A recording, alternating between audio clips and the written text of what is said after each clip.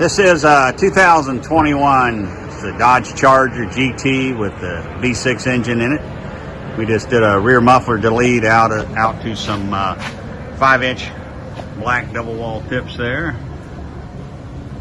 Removed the mid mufflers on it, put a dual in, dual out Flowmaster Super 10.